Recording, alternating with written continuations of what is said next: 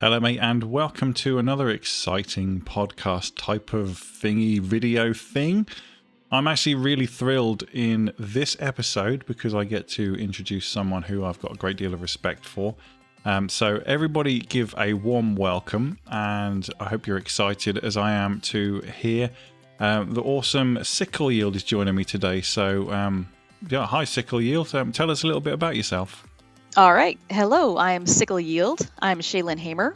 I'm a 3D artist, and I sell content for Daz Studio on Daz 3D and sometimes Share CG. I started in 3D with Renderosity and some smaller sites like Poser Addicts and a couple others that no longer exist in 2008 and 2009. And my first Daz 3D product was in, I think, 2011. So I've been doing this professionally to the extent that it pays the bills for about 10 years. Cool. Do you still have the other sites? Do you still keep those catalogs active as well? I closed my catalog with Renderosity because they now charge to advertise an artist's products, and I feel that that should be part of the broker's cut. Sure. With Daz 3D, they take 50%, but they promote our products and they test them and they do QA. Renderosity does have QA, but they now charge for promotion. And if you do not pay them for ads, your product rapidly falls down the what's new list and will never be seen. So I saw a sharp decrease in my sales there at the point where they started charging for promotion. And rather than pay them for promotion, I took my catalog to Share CG, and I now have the same revenue there that I had at Renderosity. Oh, okay. That's cool. That's cool. So that's interesting that they've adjusted that business model, and as you said, QA is a big deal. I think that's one of the people have heard me sort of talk about the Daz Studio store in both positive and negative ways over the years. But the fact that they have such sort of stringent quality assurance is probably why it's still my go-to place if I'm going to buy anything, purely because I don't want to have to worry about something not meeting a certain standard at the very least. As I am a customer as well as a vendor, and I actually agree with that too. I buy a lot of content from the Daz 3D store from my fellow artists. Yeah, and at the end of the day, as frustrated as I'm sure we all get with the software from time to time, I still feel that we should be at least trying to support Daz Productions where possible, because at the end of the day, they are working on the software that is free to use, and that's the only way they can make money. So I figure, as frustrated as I get with it sometimes, they're not going to get any better if they don't get funding. That's very true, because the program is free, the figures are free, and that's where their earnings come from, is from content. That's an important thing to remember. Absolutely. So do you still find time to do your own rendering, or is it most of your time spent nowadays just creating content for others? It's mostly content. It's rare that I get to do my own renders for fun. Usually by the time I'm done with work at the end of the day, I am tired of looking at the computer. I'm tired of looking at Blender and Studio, and I want to do something else. So I'll, go watch TV or play a video game or something. But sometimes I'll do a render contest on my DeviantArt blog, or I'll do renders for that aren't promos for a product, and that's always fun. Yeah, sure. Yeah, I'm totally with you on that one. Some days where I'm working on coding or doing something for somebody else, the last thing I want to do at the end of the day is sit down in front of Daz Studio or ren'py or Python and start tapping away. You just want to do something completely different. And again, it's striking up that work-life balance for definite, isn't it? Yeah, that's always the challenge. Yeah, for sure. Well, I don't know how aware you are of the content that we put on the channel, or say we, it's the royal we. But one of the things that I do is a render review show as soon as I get enough entries, which tends to be once every couple of weeks or so. And what I'm seeing these days is the standard of output from people who consider themselves to be fairly new to Daz Studio is generally really getting a lot better these days. And I just wondered, do you agree? Do you think the standard of work is improving? Yes, actually I do. The amount of tutorials, including yours, that are available has increased a great deal, but also I think the addition of the Iray render engine made a big difference. That's been out for maybe 5 years now, I think, but it gave Yeah, us yeah. realistic lights, emissive lights. I can't even describe how excited we all were for emissive lights. More realistic water refraction, more realistic shaders, and generally it's got a much better, bigger render toolkit than 3D Light. Now, I've known people that will go to bat for 3D Light and say, no, you can do all of these different things, but achieving those is very laborious with 3D Light, and when you do get any kind of results, they're going to be much slower. Sure. I feel, yeah, I'm with you on that one. I find all of these alternate render engines that people coming up with, Octane and I can't even remember what the new one's called because I switched it off in Dash Studio, but I still feel like Iray is still top dog. It still does the best job overall with the least amount of faffery. I suppose is the best way I would put it. It's hard to beat for ease of use. Yeah. I mean, you with Octane and all that, you have to reassign all of your shaders and all that, so you're not saving yourself any time in the long run, and you're not getting the same quality of output as you are with Iray, as you say, from ease of use point of view.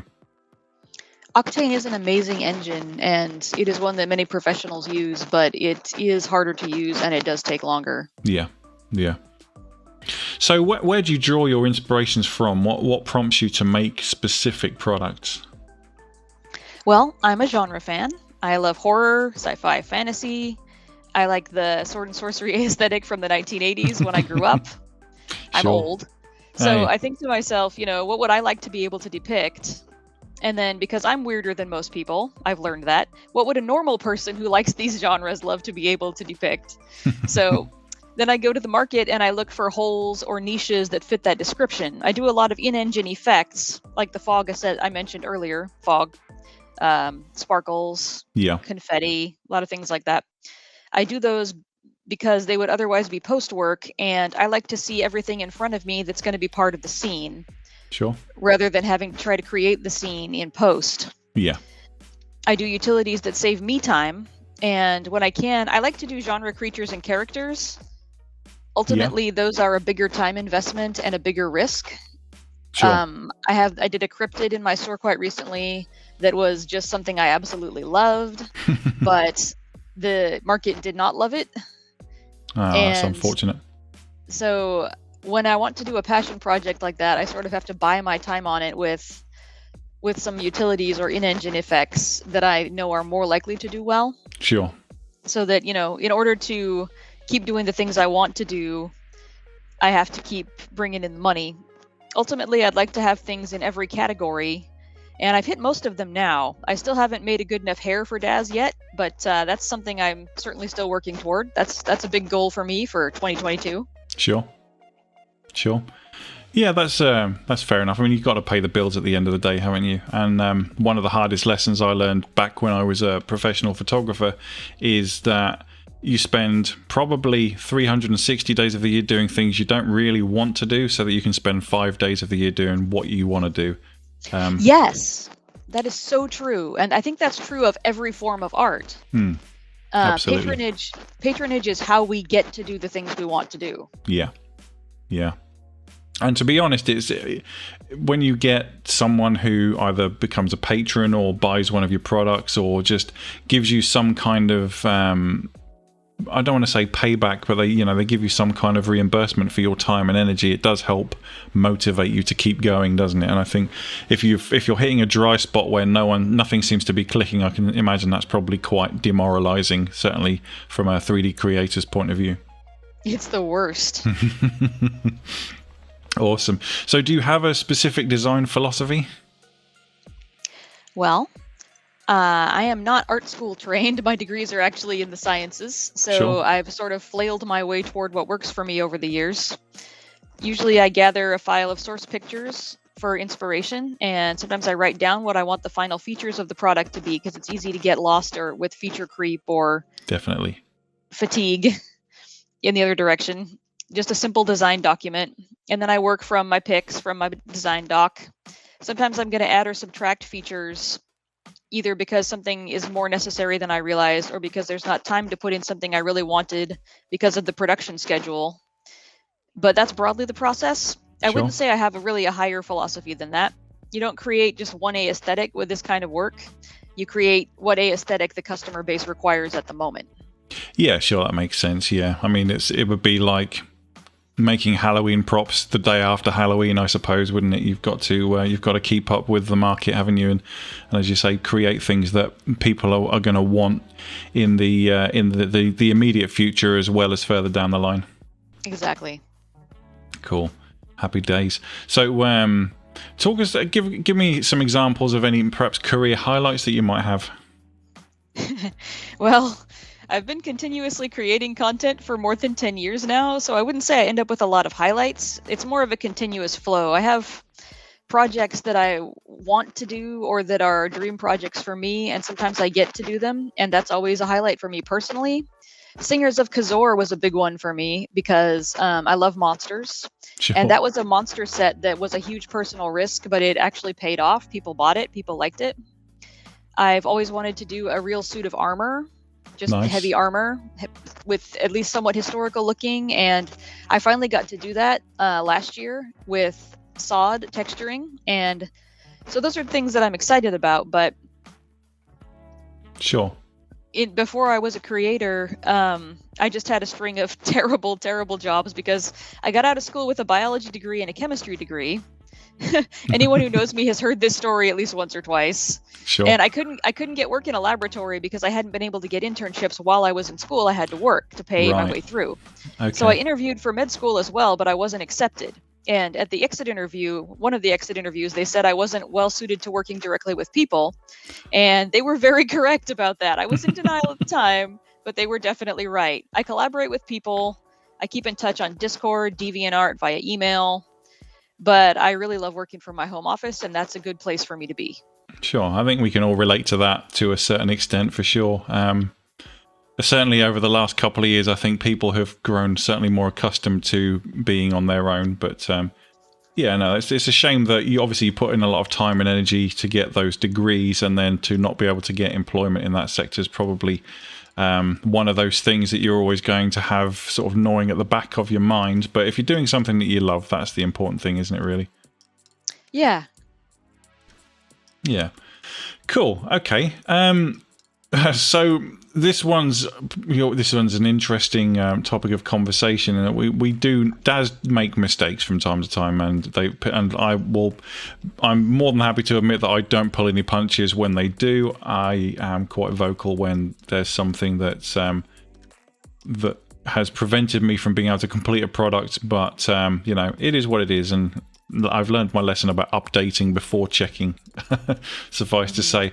But in your case, has there ever been a situation where they've made a mistake to the point where you've not been able to complete one of your own projects?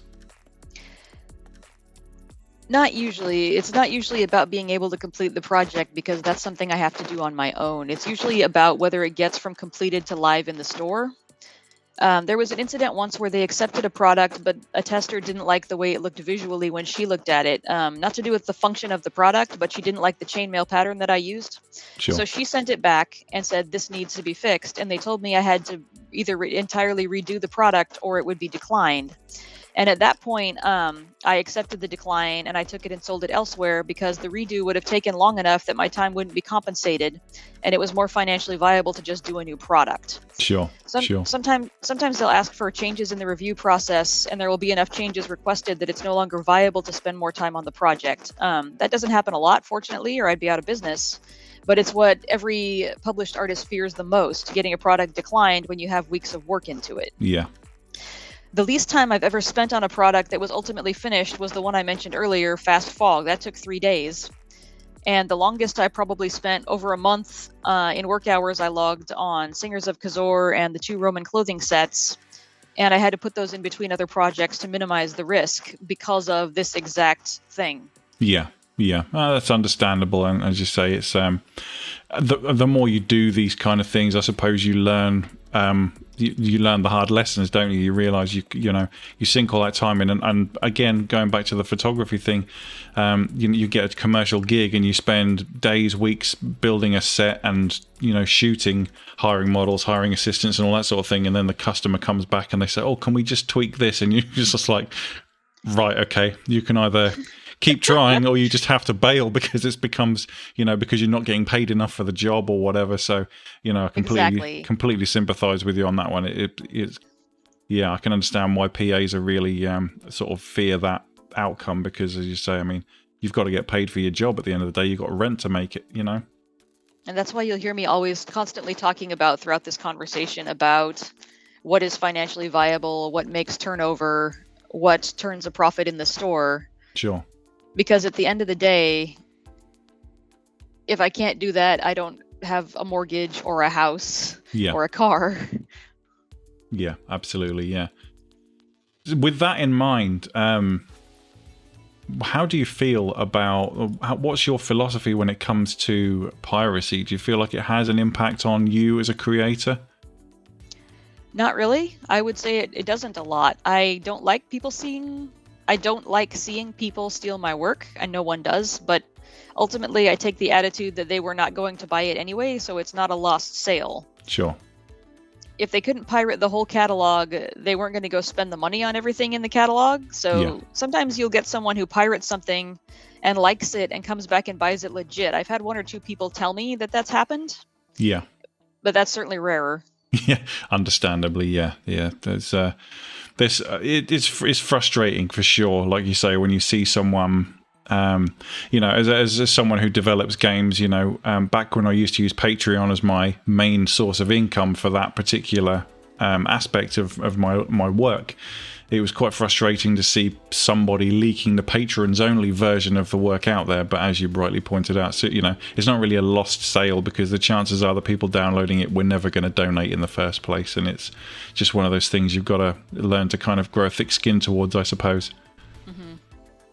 Fair play. Yeah. So go back to the start of your career, and if you could tell yourself one thing, give yourself one piece of advice, what would that be? I would say go to a public school, not a private one. And I will add, as an American, a public school is the cheaper option. Sure. There are plenty of decent public schools, but they're much less expensive than a private school education. And I would tell myself to get an art and animation degree instead of trying to go into the sciences. I would have saved myself a lot of time, money, and heartache, and I would have gotten into a career I loved earlier in life. Sure. Yeah. Again, 100% with you on that one. I feel it's funny, isn't it? Back when you're young, you sort of do what everybody tells you should do, and much like yourself, I've fallen into doing things that I now enjoy doing, being a teacher and doing the coding and the studio and stuff like that. Yeah. But later in life, I'm in my very early 40s, and I could have saved myself 20 years if I had the luxury of foresight. But there you go, it is what it is. Exactly, hindsight is 20/20. Yeah, cool. So, speaking of giving advice to people, what would you say to any aspiring creators who might be watching? Okay, I have a lot to say here, so stop me if you need to. But there's a lot I didn't know starting out, and I've had a lot of time to learn. So I have a lot of opinions about this. Sure. The first thing I would say is always work part-time at something that's a steady check, no matter how much you hate it, until you get your first work machine built and at least 2 products accepted, so your success is repeatable. I've seen a lot of people try to launch into this and have to quit because it takes a while to learn, and not just to learn the technical aspects, not just to learn the art, but to learn the market. Sure. And they spend a month on a product and make $500 and then can't make their rent, so they quit and never come back. Yeah. I started out picking up shifts in a coffee shop and working on products the rest of the time until the products were able to support me. And I think that's the only safe way to try to launch a career in 3D art as a freelancer. Sure. I've touched on this several times, but you can make what you're passionate about. But if you want to make a living doing art, you have to make things people will buy. Yeah. That's much more likely to be something familiar to them from an existing genre or trope than something completely unique to you. Yeah.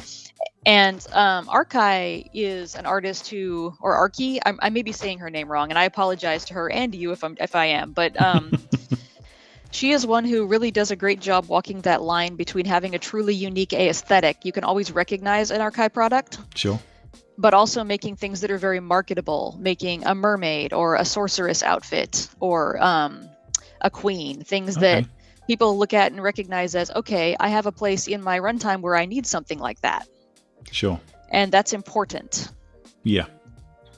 100%. And yeah, exactly. So finally I would say, get out and exercise, even if it cuts into your video game time or your recreation time, because that is a really important investment in your mental and physical health. 100% I found that agree. An awful lot of us that work in this profession as freelance 3D artists have some sort of neurodivergence or some sort of mental illness or something like that. And all of those things are helped by regular, frequent exercise. Yeah. Yeah. Absolutely. I'm very much of that opinion. I, as someone who in the past I've had, back when I left the armed forces, in fact, I went through a depressive stage purely because the transition from being in the military environment to being in a civilian environment is very hard to adapt to. I found physical exercise, going to the gym, was a tremendous way to lift my mood. Probably, I would say, more effective than antidepressants because, I tried those for a little while. They didn't work. And rather than become dependent on them, I thought I've got to find another outlet. So physical exercise it's now something that I do just as part of my weekly routine. I go to the gym 4 times a week and generally feel a lot better about it. And I think with COVID in particular now, more and more people are becoming isolated. And as you say, it's very easy to fall into that kind of mindset. Well, I will say you're right about that. I unfortunately have a hereditary form of depression. My father had it, my grandmother had it. And exercise on its own wasn't enough. I do have to be dependent on an antidepressant. And there have been brief periods in my life where I managed to do without it, but never for very long. I just don't have a brain that can do that. And for those listening, if you're able to improve your situation, as Matt was, with exercise. Did I just get your name wrong? No, you're correct, 100%. Okay, good. I'm so bad at names. If you're able to pull yourself out of that with just exercise and maybe a change in your diet or, improving your physical health, that's fantastic. But if you find that the only way that you can feel better, that you can live the life you want to live is through medication, that's okay too. Sure. Just want to make sure everyone knows that. Yeah, absolutely. Okay, so before we wrap up, just wanted to say a huge thank you to you for spending some time chatting to me. It's genuinely been very interesting. If you wanted to say anything to the viewers when you sign off. Well, thank you for listening to this interview. Matt, thank you for having me. Appreciate it. Always a pleasure. And everyone out there, whatever you're doing with rendering, I hope that you're having fun. If you need help, you can contact me on my DeviantArt or through private messages on the Daz forum. And thank you very much. Yeah, thank you, Shaylin, for joining us.